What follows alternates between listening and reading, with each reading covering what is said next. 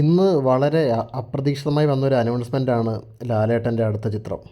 അപ്പോൾ നമ്മൾ പ്രതീക്ഷിച്ചിരുന്നത് ഒരു ജിത്തു മാധവനെയാണ് സത്യം പറഞ്ഞാൽ. കാരണം അടുത്തതായിട്ട് അദ്ദേഹത്തിൻ്റെ സിനിമ ലാലേട്ടൻ സ്റ്റാർട്ട് ചെയ്യുമെന്നാണ് നമ്മൾ കരുതിയിരുന്നത്. പിന്നീട് കേട്ടിരുന്ന പേരുകളാണ് അമൽ നീരദ്, ടി.കെ. രാജീവ് കുമാർ തുടങ്ങിയ ആളുകൾ. അപ്പോൾ അത് വന്നാലും ഈ പറയുന്നത്ര ഒരു ഷോക്കിംഗ് ഫീൽ ഉണ്ടാവില്ല. പക്ഷേ എല്ലാവരെയും ഞെട്ടിച്ചുകൊണ്ട് അടുത്തായിട്ട് അദ്ദേഹം ചെയ്യാൻ പോകുന്ന സിനിമയുടെ കഥയും തിരക്കഥയും സംവിധാനം ചെയ്യുന്നത് ആക്ടർ അനൂപ് മേനോനാണ്. അപ്പോൾ നമ്മൾ ഈ ഒരു സിനിമയെപ്പറ്റി ഒന്ന് ചെറുതായിട്ടൊന്ന് അന്വേഷിച്ചിരുന്നു. അപ്പോൾ അനൂപ് മേനോൻ അല്ലെങ്കിൽ ലാലേട്ടൻ ആ ഒരു ഒഫീഷ്യൽ അനൗൺസ്മെൻറ്റ് ചെയ്ത പോസ്റ്റിൽ പറഞ്ഞ പോലെ തന്നെ ഒരു ഫൺ റൊമാൻസ് ചിത്രമാണിത്. അതായത് ഈ സിനിമയുടെ ജോണർ എന്ന് വെച്ചാൽ ഫണ്ണ്, റൊമാൻസ്, ഈ രണ്ട് എലമെൻസിനോട് ക്യാറ്റർ ചെയ്യുന്ന സിനിമ തന്നെയാണ്. അപ്പോൾ ഈ ഒരു സിനിമയുടെ ഷൂട്ടും കാര്യങ്ങളൊക്കെ അടുത്ത 4 മുതൽ 5 മാസത്തിനുള്ളിൽ സ്റ്റാർട്ട് ചെയ്യും. അതായത് നമ്മുടെ സത്യനന്ദിക്കാട് ചിത്രം ഏകദേശം ഒരു 2-3 മാസം എടുക്കുമായിരിക്കും അതിൻ്റെ ഒരു ഷൂട്ട് തീരാനെന്ന് നമുക്ക് പ്രതീക്ഷിക്കാം.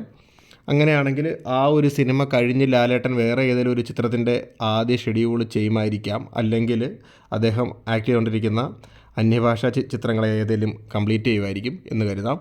അല്ലെങ്കിൽ ഏതെങ്കിലും തീർക്കാനുള്ള സിനിമയുടെ ഒരു ഷെഡ്യൂൾ തീർക്കും എന്നുള്ളതാണ് നമ്മുടെ ഒരു എക്സ്പെക്റ്റേഷൻ. കാരണം ഈ സത്യൻ്റെ സിനിമ കഴിഞ്ഞ്, സത്യൻ സാറിൻ്റെ സിനിമ കഴിഞ്ഞിട്ട് ഇദ്ദേഹത്തിന് ഒരു 1 മന്ത് 1.5 മന്ത് അല്ലെങ്കിൽ 2 മന്ത്സ് ഗ്യാപ്പ് വരാനുള്ള ചാൻസ് കൂടുതലാണ് ഈ ഒരു സിനിമയായിട്ട്. അതായത് അനൂപ് മേനോൻ്റെ സിനിമയ്ക്കിടയ്ക്കും സത്യൻ സാറിൻ്റെ സിനിമയ്ക്കിടയ്ക്കും ഒരു 2 മന്ത്സ് ഗ്യാപ്പ് വരാനുള്ള ചാൻസ് ഉണ്ട്.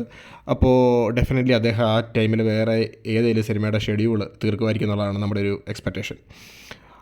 അതോടൊപ്പം തന്നെ നോട്ട് ചെയ്തൊരു കാര്യമാണ്, ഈ ഒരു സിനിമ അനൗൺസ് ചെയ്തപ്പോഴേ അനൂപ് മേനോൻ്റെ പ്രീവിയസ് ഹിസ്റ്ററി വെച്ചിട്ട് ഒരു അനാവശ്യമായ നെഗറ്റിവിറ്റി, അത് ആ ഒരു സിനിമ അനൗൺസ് ചെയ്തേ ഉള്ളൂ, അതിന് ഇത്രയും ഒന്നും ആക്രമിക്കേണ്ട ഒരു ആവശ്യമില്ല ഒരാളെ എന്നുള്ളതാണ് വ്യക്തിപരമായ അഭിപ്രായം.